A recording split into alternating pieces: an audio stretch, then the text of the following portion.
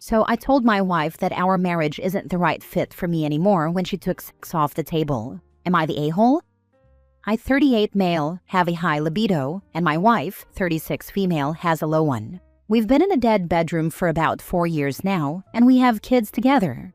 She recently told me she wants me to go to individual therapy to stop making her responsible for my sexual needs.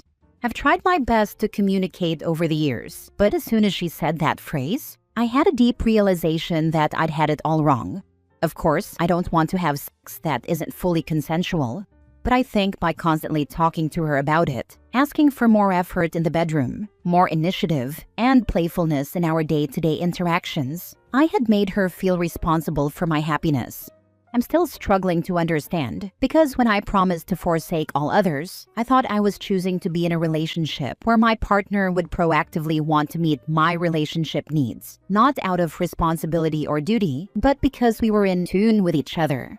I thought we shared the same values when it comes to intimacy and had the same desires, so that it wouldn't feel like a chore. The truth is, I still have those needs, and she doesn't, and that's okay.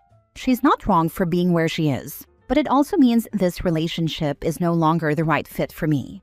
I don't think I owe it to the marriage to keep depriving myself of something that makes me feel loved and alive. We are in couples therapy, and she proposed taking sex entirely off the table so we can focus our energies elsewhere while I wait for her to regain her sex drive, which she mentioned isn't a guarantee. She says she loves me and loves our partnership as best friends, parents, and romantic partners, but she says sex is off the table. After a few days of mulling it over, I told her that I thank her for being honest with me. I said, "You're not responsible for my needs, but I owe it to myself to be in a relationship where those needs are met. And if that's not possible with you anymore, then this marriage just isn't the right fit for me." I also told her I'm grateful for her honesty about why sex is off the table, because it gives me time to plan things out. We have a prenup, and we've both worked hard to build our wealth together. It's scary, and I know that separating might mean losing active access to my kids 50% of the time, but I'll be fine. The fault isn't hers, but it's also true that she's stopped being the person I can feel happy and fulfilled with. She has taken this extremely badly. She's made all sorts of assumptions about me and demands an answer as to why I wasn't curious about her thought process behind what she wants us to do. She said I blindsided her, but honestly, I'm not angry with her anymore. She takes issue with the language I used, but I don't see how. She said she doesn't want the blame or responsibility for my relationship needs not being met. And I thought, isn't that exactly what I was doing? I took responsibility for my choices, and sadly, that included choosing her. She's been acting defensive and angry, even when we're discussing the kids rather than our relationship. Part of me thinks she isn't as mature as she makes herself sound. Now for the top comments. She says sex is off the table. Isn't that the entire reason you two are having issues per your characterization? How would removing sex from a sexless marriage even work? Or are you just not supposed to talk about sex? How can you do that since the entire reason you are in counseling is lack of sex? Correct. She said she wanted to stop discussing it because every time it would trigger her guilt and shame. Sounds like entire reason for counseling is OP still wants sex. And so on the first time she said, absolutely, no sex indefinitely, stop asking until I say you can. So he says, okay, divorce then. And she's mad. Like, I don't know how she didn't see that coming. Correct analysis. No therapy needed. All relationships are about compromise. But if one has an absolute position incompatible with another, then the relationship cannot work. You're the a-hole. You've done quite the job of rationalizing this, but everything you've written is wildly selfish and clearly communicates that when it comes to sex, the only thing that matters to you is that you get what you want when you want it. For some reason, you think your interest in frequent sex is a need that must be met, and your wife's need for less sex is an inconsequential whim that should be set aside to fulfill your interests. I don't disagree that you are incompatible. You should definitely divorce. But your way of thinking about this and talking about this is really gross, not to mention the way you talk about seeing your children far less. Her need for less sex is just as valid as my need for more, but those two needs can't coexist in the same relationship. I hope she's able to find someone who has the same sex drive as hers, and I can find someone who is also my right match. Edit. I see my post was cross-posted to the Angel subreddit. I saw a lot of comments wishing for my financial ruin, and lots of comments about child support. Honestly, if that's the only verbal weapon you've got to make someone feel small, I truly feel sorry for you. Not all divorces lead to financial ruin. For context, we are both business owners, through both sets of parents, so things are going to be fine since there's not going to be child support. If anything, it would be from her, if we truly go 50-50, because her business is slightly more profitable than mine. Next story. Am I the a-hole for sleeping with my soon-to-be ex-wife's friend? My wife cheated on me 2 months ago with a guy she met while we were still together and working on the relationship. Now, almost 2 months later, I texted a woman who has a kid in the same class as our kid. I met this woman for the first time in our home because my wife invited her and her kid over to play with our child. They got along decently from what I understood. This woman told my wife and me that she was single and had left the father. Now, mind you, this is all I knew about my wife's and her relationship. I did not know that they had been texting each other a bit since then. Fast forward, I texted this woman after 2 months of our breakup because why not? I thought she looked good and that we could probably just have a good time. After meeting her, we both developed feelings for each other, and while we tried to end it, we couldn't. The woman I met then proceeded to text my soon-to-be ex-wife to tell her that she had feelings for me and that she was sorry but couldn't really ignore them. All the while, my wife is spending every other week with the guy she cheated on me with and had already said she loved him just 2 to 3 weeks after we broke up.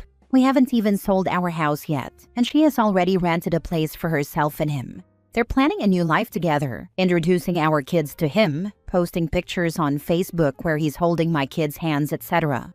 Now she has the balls to say that I'm the a-hole? Here's what I'm thinking. Your ex-wife is hoping that the Chad she threw your marriage in the garbage for sticks around. You know, so she doesn't look like a freaking idiot? Something tells me, though, that she isn't all that confident in Chad's commitment to her, so she expected you to wait around like a chump in case she messed up. Enjoy your life, brother, and enjoy the new girlfriend. And don't feel bad for laughing at the self-sabotaging moron. Not the a-hole. Exactly this. She's just pissed you aren't sitting by the door hoping she comes home. And she now realizes her safety net is gone. Why is this woman reaching out to your soon-to-be ex and discussing what's happening between the two of you? What exactly was the goal? Not sure about the goal. She was feeling guilty for having a friendly relationship with my soon-to-be ex-wife and a romantic relationship with her friend's ex-husband. I get where she was coming from, but she should have spoken to you about her concerns and given you the opportunity to tell your ex first if you wanted to. She caused a lot of unnecessary drama, and not giving you the courtesy of a conversation first is very strange. Kind of an orange flag.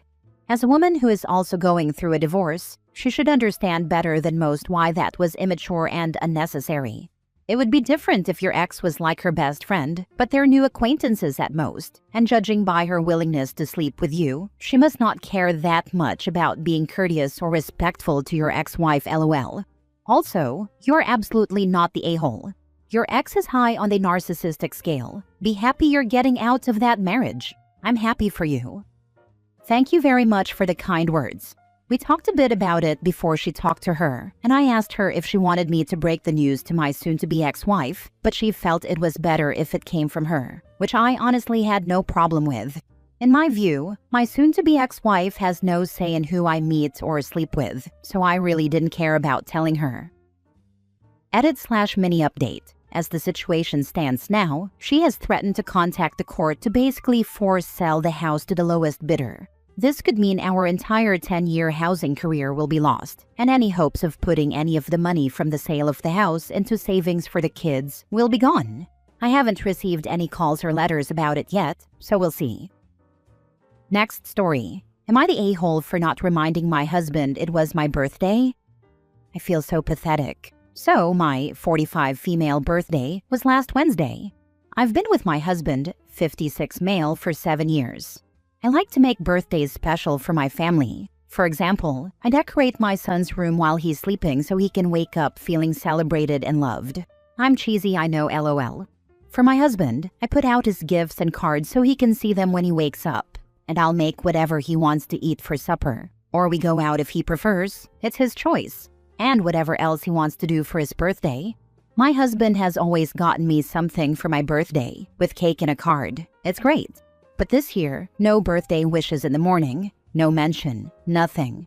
Around supper time, we were chatting after work, asking about each other's day, and I asked him if he knew what day it was. He realized and said that he completely forgot it was my birthday, then came to give me a hug and said he'd get me a gift. I said that was okay, but I was hurt that he didn't think of me. He completely shut down and went to lie down. I went out for a walk because I was crying, and I didn't want my son to see me cry. I walked, crying in the rain, like an idiot. A sad, stupid idiot. My husband has been in a pissy mood since. I haven't mentioned my birthday following his shutdown. I just kept going with the week and taking care of our family.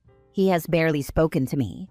This morning, I went on an errand before work. I work from home and brought him back his favorite candy bar, because I always do when I bring back snacks. When he saw it this morning on the table, he asked if it was for him. I said yes, and he threw it in the garbage before leaving for work. When he came back from work, he said that I destroyed him by telling him that I was hurt he forgot my birthday. He said that he apologized, the hug, and when I told him that it hurt me that he didn't think of it, that destroyed him. To be clear, I never yelled or brought it up again in the following days. I just said that one sentence about it hurting my feelings, and that apparently makes me a horrible partner. He said I should have reminded him, given him a heads up. I know when his birthday is. I don't need a reminder. So my brain kind of froze when he said that. I order his gifts in advance when I find things he's going to love. Anyway, am I the a-hole for not telling him my birthday was coming up? If it destroyed him so much, why did he ruin it even further by acting like a complete a-hole for the next week? Incredibly manipulative behavior, making his screw up your fault and punishing you for being hurt over it. Not the a-hole. Police. If forgetting really destroyed him, he wouldn't double down by sulking, stonewalling, and literally tossing gifts in the trash LOL. Not the a-hole. It is classic Darvo and emotional manipulation.